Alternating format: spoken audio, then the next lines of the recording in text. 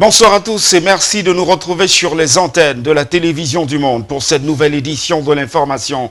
Édition que nous ouvrons ce soir par ce climat délétère qui a prévalu dans le secteur du transport routier au Cameroun. Le ministre des Transports vient de désamorcer une grève illimitée, Jean-Ernest Massé-Mangali-Bibé, et les syndicalistes du secteur ont convenu d'un modus vivendi et le mot d'ordre de grève a été levé. Plus de précisions dans ce reportage. Le ministre des Transports du Cameroun, Jean-Ernest Massé-Mangali-Bibé, a désamorcé une nouvelle grève dans le secteur des transports. Deux organisations corporatistes, en l'occurrence le Groupement des transporteurs terrestres du Cameroun et l'Union des camionneurs professionnels du Cameroun, ayant émis un préavis de grève générale illimité prévu à partir de ce jeudi. Sous haute instruction de son Excellence, Monsieur le Premier ministre chef du gouvernement, j'ai présidé le 8 octobre courant une réunion de concertation avec les dites organisations syndicales à l'effet d'adresser les préoccupations soulevées dans leur préavis de grève. À l'issue des échanges, il a été convenu de saisir les autres départements ministériels pour les préoccupations relevant des dites administrations concernées et de convoquer la présente assise pour analyser sur le plan technique les griefs relevés à l'endroit du BGFT. À l'origine de ce débrayage avorté, les actes de corruption et autres abus divers dans le contrôle des charges sur le réseau routier. En février 2018 déjà, les transporteurs avaient remis aux autorités un rapport décrivant la corruption à ciel ouvert sur le corridor Douala-Djamena-Douala-Bangui. Aujourd'hui, on est à Yaoundé avec le ministre des Transports, BGFT, M. Oumarou, et aussi des syndicalistes GTTC. On a eu à résoudre le problème, beaucoup plus, qui a fait des vingtaines d'années, la guerre qu'il y a eu souvent entre BGFT et certains syndicalistes. Mais aujourd'hui, on a trouvé la solution à ça. Grâce à vous, les chauffeurs, on vous dit merci. La levée du mot d'ordre de grève dans le secteur des transports routiers au Cameroun fait donc suite à une série de concertations ministérielles avec les acteurs du secteur et ont débouché sur l'examen minutieuse des revendications présentées par les syndicalistes. La première session s'est donc tenue aujourd'hui et vient de se terminer. C'est l'occasion pour moi de me féliciter déjà d'importantes recommandations formulées et je puis vous assurer que je veillerai personnellement à leur mise en œuvre. C'est l'occasion aussi, toutes les réunions pouvaient se terminer comme celle à laquelle nous venons d'assister. Ce serait de très bon augure pour notre pays. Outre donc la réactualisation d'un cadre de concertation trimestriel, un comité de suivi des revendications formulées a été mis sur pied à la grande satisfaction des transporteurs. Et nous pensons, sans risque de nous tromper, que nous sommes arrivés à bon port. Et nous voulons dire merci à son Excellence, Monsieur le ministre des Transports, qui a déployé des efforts considérables pour ramener la paix et la sécurité dans le secteur. Nous voulons surtout, en ce qui me concerne personnellement, dire merci aux chauffeurs solidaires qui ont fait ce qu'il fallait faire pour que la sérénité revienne, qui ont posé des problèmes qu'on a essayé d'examiner et on a apporté à notre avis des solutions.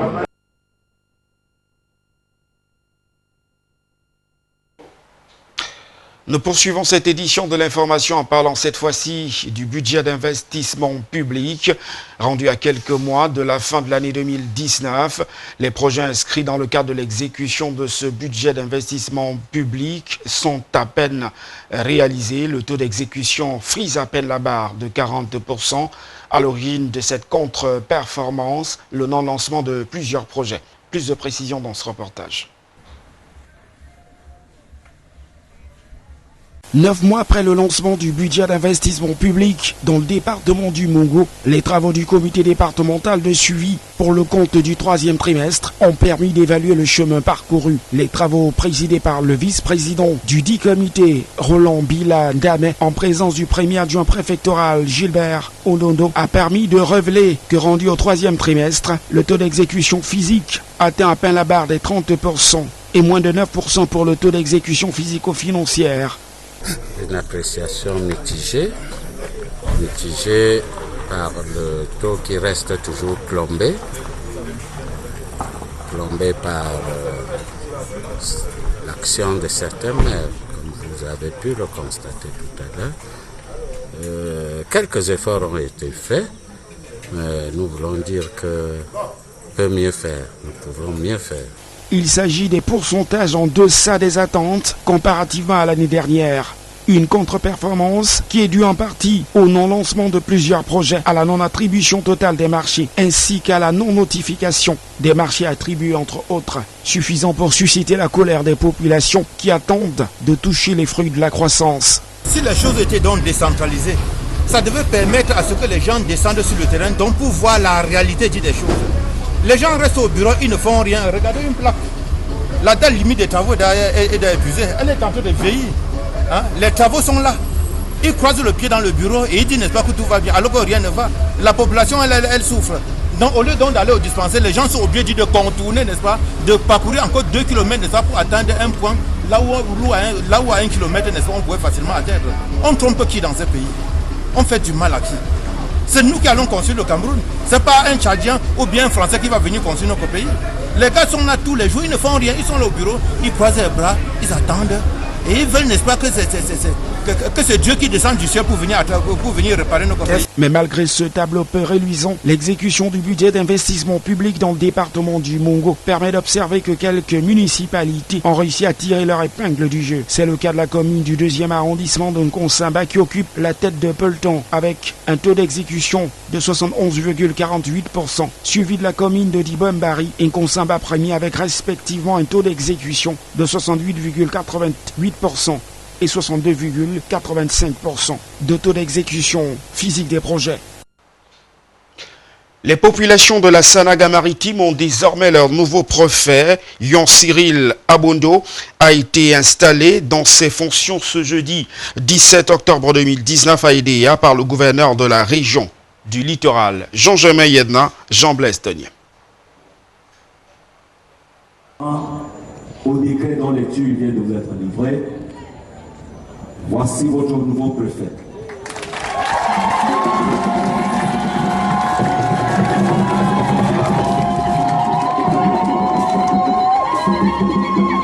Monsieur le préfet Abondo Cyril, prenez le commandement. C'est officiel. Abondo Cyril Ivan est le nouveau préfet de la Sanaga-Maritime, l'administrateur principal du travail et de la prévoyance sociale, a été installé dans ses fonctions ce jeudi 17 octobre 2019 à Edea, dans le chef-lieu de ce département. Bien avant le rituel d'installation prononcé par le gouverneur de la région du littoral et la lecture du décret de sa nomination de délégué du gouvernement auprès de la communauté urbaine d'Edea, Dieudonné Nzoké a salué la dextérité dont a fait montre le préfet sortant durant son séjour dans cette unité administrative, souhaité la bienvenue et un heureux séjour dans la Sanaga-Maritime au chef de terre entrant, avant de présenter la ville d'Edea qui l'accueille en ce jour comme une terre promise, poumon économique de ce département et véritable brassage ethnique, là où le vivre ensemble n'est plus à démontrer. Et en présence de la crème des élites de ce département, autorités administratives, municipales, religieuses et traditionnelles, personnalités de tous bords et les populations venues de différents arrondissements de la Sanaga-Maritime, Samuel Dieudonné Iva Dibois a dressé un tableau de dossiers brûlants dans tous les secteurs d'activité qui attendent le nouveau préfet avant de rendre hommage au préfet sortant, Fris Dikosso Seme, qui a accompli une tâche immense, nonobstant des pesanteurs. Et le délégué du gouvernement l'a fortement souligné, il s'est distingué par un sens élevé de l'État et du service public. Bien souvent, il s'est mué en pédagogue pour expliquer les arcanes, les traditions, les us et coutumes, les bonnes règles de l'administration. Et c'est par cette revue des troupes et la présentation des corps constitués de la Sanaga-Maritime au nouveau préfet que cette cérémonie d'installation officielle s'est achevée. Bon à savoir, précédemment secrétaire général des services du gouverneur de la région du Centre, le nouveau préfet de la Sanaga-Maritime, Abondo Cyril Ivan, remplace à ce poste Fris Dikoso Seme, muté dans le département de l'Anvina, région de l'Adamawa. Il est marié et père de 4 enfants.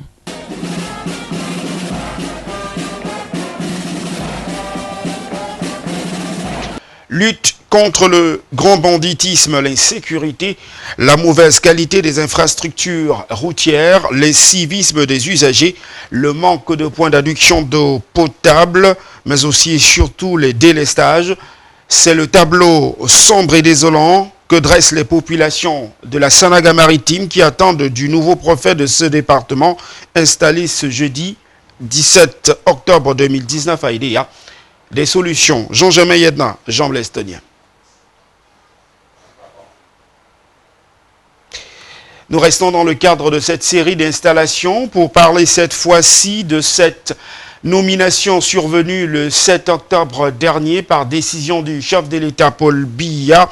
Ousmanou Yampem, administrateur civil principal, avait été installé aux fonctions de préfet du département des Hauts-Plateaux. Il vient d'être installé par Awa Fonko Augustine, gouverneur de la région de l'Ouest du Cameroun, qui lui a recommandé d'assurer le maintien de l'ordre et le développement socio-économique de son ressort de commandement. Frédéric Moutomé, Herbert Kouamou.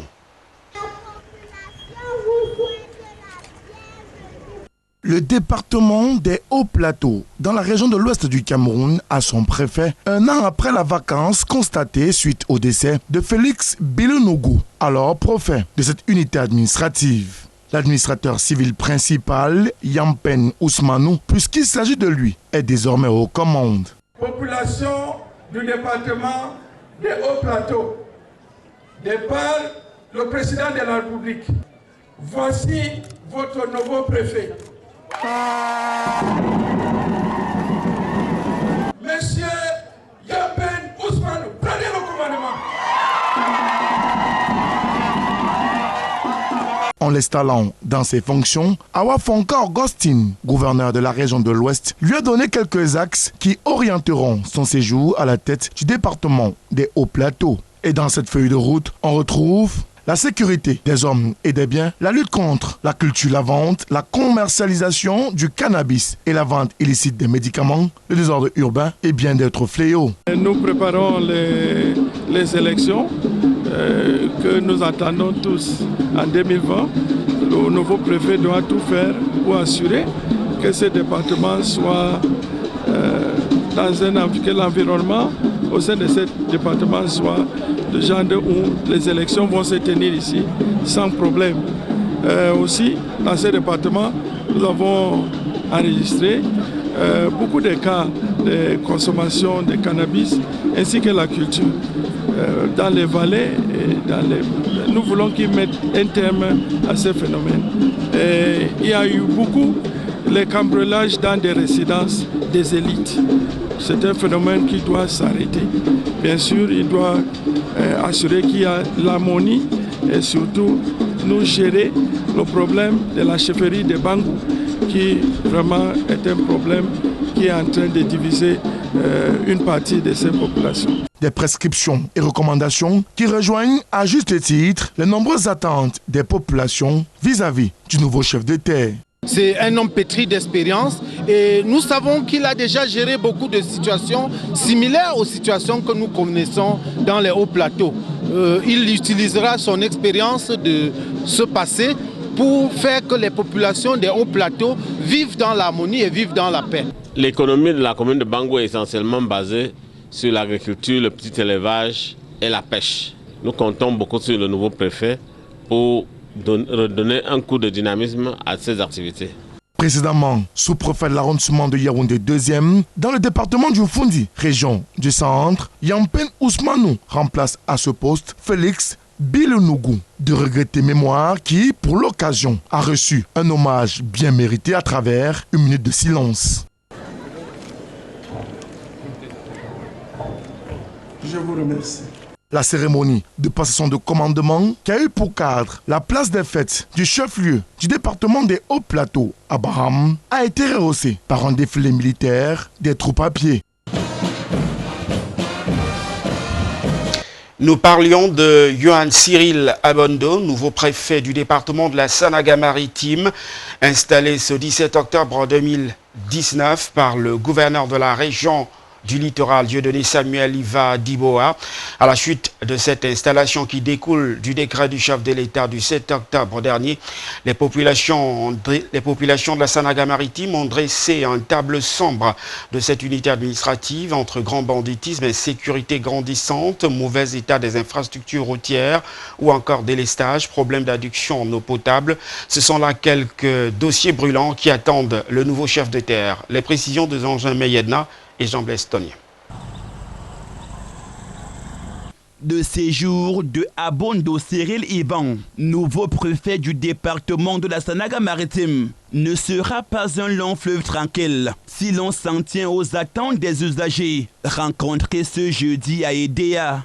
Ici à Edea, c'est sale, c'est rouge, nous ne pouvons même plus, nous avons les amis ici de partout. Nous dormons seulement à l'hôpital chaque jour. Monsieur le préfet, faites un geste, sauvez la population d'Edea.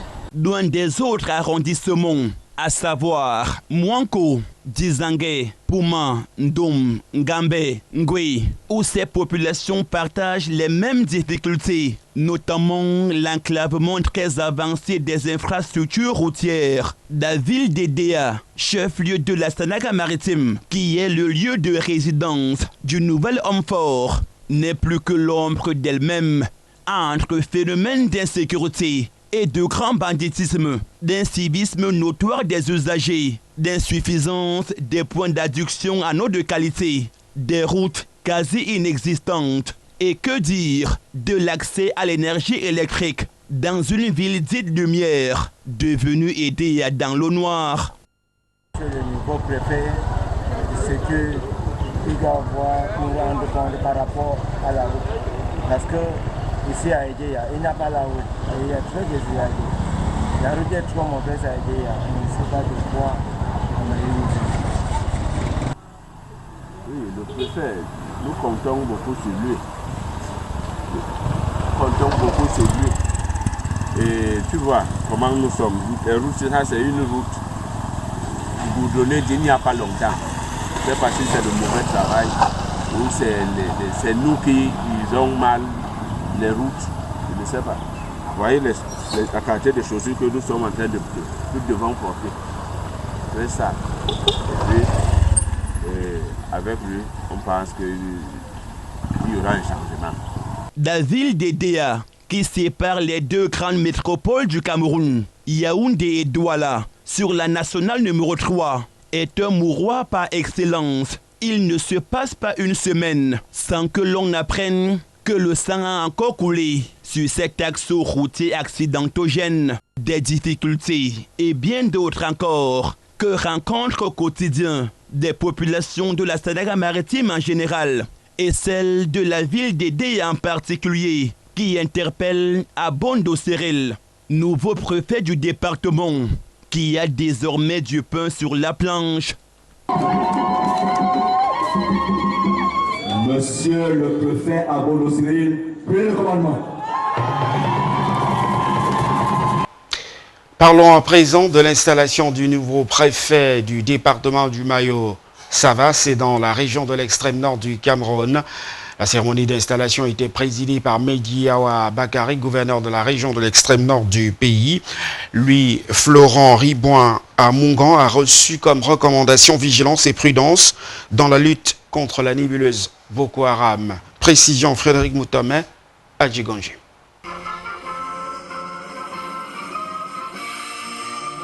Lui, Florent Ribouin à Mougam, est le nouveau préfet du département du Mayo-Sava à l'extrême nord du Cameroun.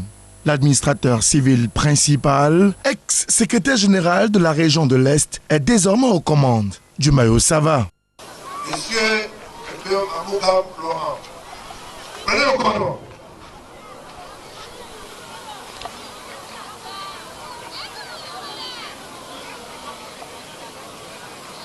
Après la phase d'installation, la prise de commandement, la revue des troupes, puis les civilités d'usage aux autorités administratives, politiques, traditionnelles, forces vives et populations, Mehdi Awa Bakari, qui a présidé la dite cérémonie, lui a recommandé d'accorder une attention particulière à la lutte contre le terrorisme et notamment les éléments de la secte islamiste et terroriste Boko Haram qui, bien qu'affaibli, continue de nombreuses exactions sur le terrain. Certes, nous sommes dans la phase de déstabilisation. C'est-à-dire que Boko Haram, je l'ai dit, bat de l'aile, mais Boko Haram existe encore. D'où la nécessité de doubler de vigilance. Par ailleurs, les populations regardent progressivement leur village et renouent avec leurs activités. Le préfet doit tout mettre en œuvre pour les accompagner. Les écoles sont réouvertes, ça nécessite un accompagnement. Les hôpitaux, les travaux de réhabilitation des routes, comme je l'ai dit.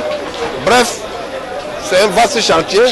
Le préfet est outillé, comme nous l'avons dit. Nous sommes convaincus de ce que tout ira comme convenu. Luis Florent Ribouem Amougam, qui a déjà été secrétaire général de la région de l'extrême nord Cameroun, connaît bien l'environnement. Et pour l'accompagner dans l'exercice de ses fonctions, une chaise traditionnelle lui est offerte, tout comme des pas de danse traditionnels de son aire d'origine sont exécutés grandeur nature pour le conforter dans sa mission administrative. Parlons à présent de cet hommage rendu à Dikongé Pipa à travers son film Munamoto, primé au FESPACO en 1976 et qui a été projeté à l'Institut français du Cameroun antenne de Douala.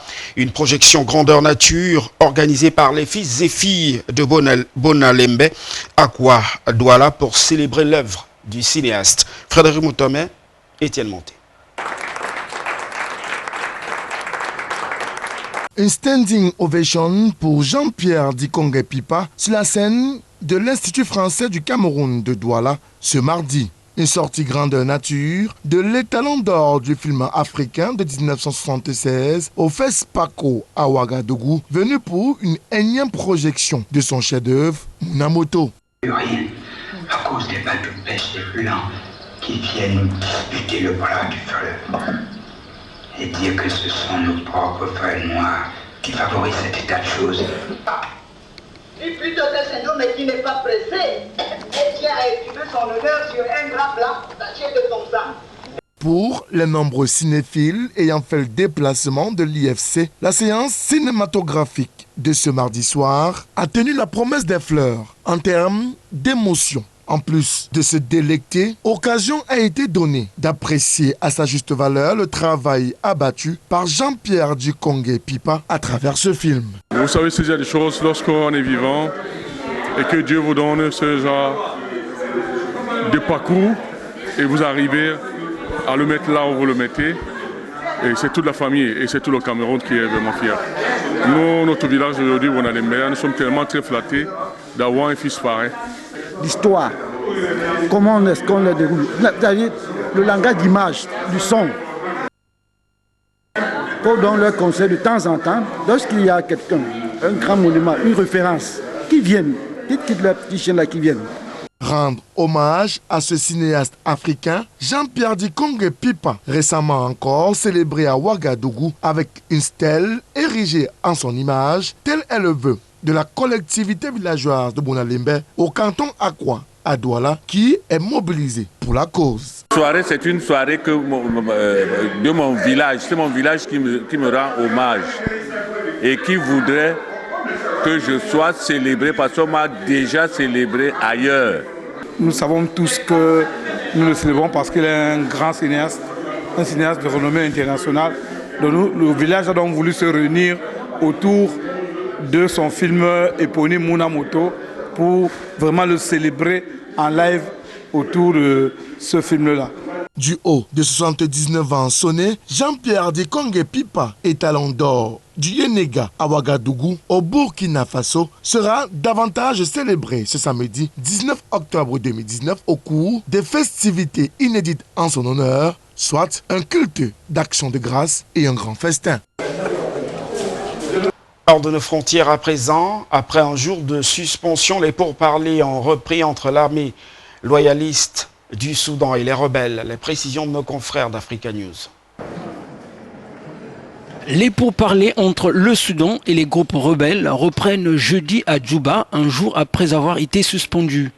Et pour cause, un des groupes rebelles accuse les forces gouvernementales de bombarder ses positions au Kordofan Sud.